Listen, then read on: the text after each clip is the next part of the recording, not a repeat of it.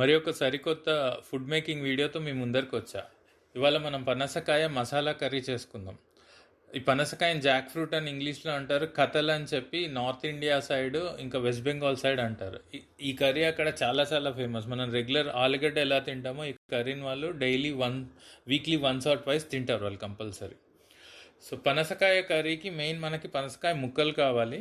So నేను ఇక్కడ ఒక చిన్న పనసకాయ తీసుకున్నా.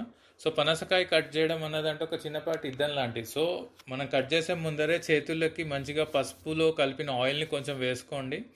మన నైఫ్కి మనం కట్ చేసే బోర్డుకి అంతా కూడా ఆయిల్ ఉండాలి. పనసకాయకు కూడా ఆయిల్ పెట్టుకోవాలి. రీజన్ ఏంటి అంటే ముక్కలు బ్లాక్ అయిపోతాయి. సో పనసకాయ అవుటర్ లేయర్ గ్రీన్ లేయర్ అంతా తీసాక లోపల మనకు ఒక కాండం లాంటి స్టెమ్ వస్తుంది. దాన్ని కూడా తీసేసాక మిగిలిన పనసకాయని స్మాల్ స్మాల్ పీసెస్ కింద కట్ చేసుకొని మీ మీ కుకింగ్ స్టైల్ని బట్టి. ఒకవేళ లేత పనసకాయ అయితే గింజల్ని కూడా కట్ చేసుకోవచ్చు. కొంచెం పండింది అయితే గింజలు తీసేసి ఓన్లీ ముక్కలు కట్ చేసుకోండి.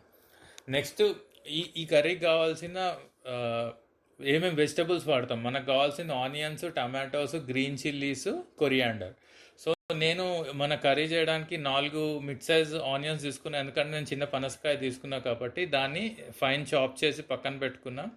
అల్లం వెల్లుల్లి పేస్ట్ ఫ్రెష్గా గ్రైండ్ చేసి పక్కన పెట్టుకున్నా.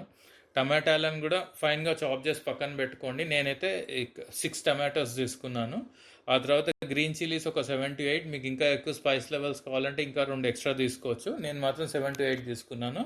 కొరియాండర్ కూడా ఫైన్గా కట్ చేసి పక్కన పెట్టుకున్నాను. సో ఇప్పుడు మనకి ఈ కూర చేయడానికి అన్ని వెజిటేబుల్స్ అన్నీ రెడీ ఉన్నాయి. నెక్స్ట్ స్టెప్ ఏంటి అంటే పనసకాయని మనం కుక్కర్లో పెట్టి ఒక 80% వరకు ఉడికియాలి.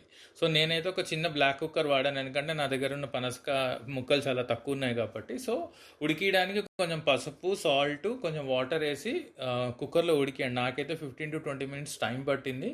సో ముక్కలు ఉడికాక నేను తీసి సపరేట్గా వేరే ప్లేట్లో పెట్టుకున్నాను. సో వన్స్ ముక్కలు ఉడికాక నెక్స్ట్ స్టెప్ ఏంటి అంటే ఏదైనా మందపాటి గిన్నె కానీ ఇద్దరు కుక్కర్, మీ దగ్గర ఏదైనా కుక్కర్ పెట్టుకుని దాంట్లో ఆయిల్ వేసుకోండి. ఆయిల్ వేసుకొని ఫస్ట్ ఏం చేయాలి అంటే మనం ఉడకబెట్టిన 80% కుక్ అయిన పనసకాయ ముక్కల్ని లైట్గా ఆయిల్లో ఒక స్టిర్ ఫ్రై చేసి 2 minutes పక్కన పడేయండి. పక్కన పడేసాక మిగిలిన ఆయిల్కి ఇంకొంచెం ఆయిల్ యాడ్ చేసుకుని ఫస్ట్ మసాలాలు స్పైసెస్ వెయ్యాలి దాంట్లో. నేను ఇక్కడ వాడింది బిర్యానీ ఆకు, స్టార్ పువ్వు, బ్లాక్ ఇలాచీ, నార్మల్ ఇలాచీ, లవంగాలు, దాల్చిన చెక్క వాడాను. అవి ఒక 2 minutes స్టిర్ ఫ్రై చేశాక మీకు ఒక ఫ్రేగ్రెన్స్ వస్తుంది మసాలాలది. ఆ ఫ్రేగ్రెన్స్ వచ్చాక ఇమ్మీడియట్లీ కొంచెం జీరా ఆవగింజలు కొట్టి అది కూడా ఒక 2 minutes ఫ్రై చేశాక లో ఫ్లేమ్ మీద దెన్ ఆనియన్స్ వేద్దాం. మనం ఆల్రెడీ ఫైన్గా చాప్ చేసుకున్న ఆనియన్స్ని వేసి ఒక 2-3 minutes ఫ్రై చేసి ఐదర్ మీరు పైన మూతైనా పెట్టండి లేదా కంటిన్యూస్ కలుపుతూనే ఉండండి.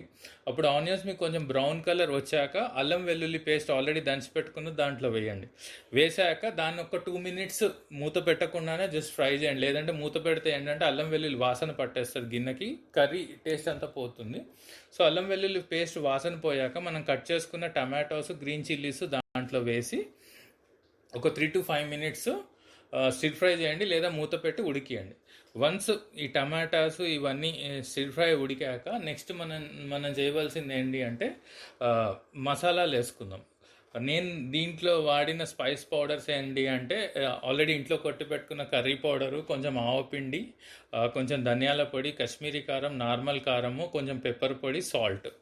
ఇవన్నీ నేనైతే టీ స్పూన్ రఫ్లీ వేసాను. బట్ అగైన్ ఫుడ్ అనేది మీ టేస్ట్కి తగ్గట్టు మీరు వాడాలి. నేను ఇప్పుడు ఒక స్పూన్ చెప్పి మీకు అది సెట్ కాకపోతే మనం ఏం చేయలేము. సో మీ టేస్ట్కి తగ్గట్టు స్పైసెస్ వేసుకుని దాన్ని ఒక 3 to 5 minutes స్టిర్ ఫ్రై చేయండి. స్టిర్ ఫ్రై చేశాక మీకు ఆయిల్ కొంచెం పైకి, మసాలాలు ఉడికి ఆయిల్ కొంచెం పైకి వస్తున్న తరుణంలో ఏం చేస్తారంటే మనం ఆల్రెడీ ఫ్రై చేసుకున్న పనస ముక్కల్ని దాంట్లో వేసి కలిపేద్దాం.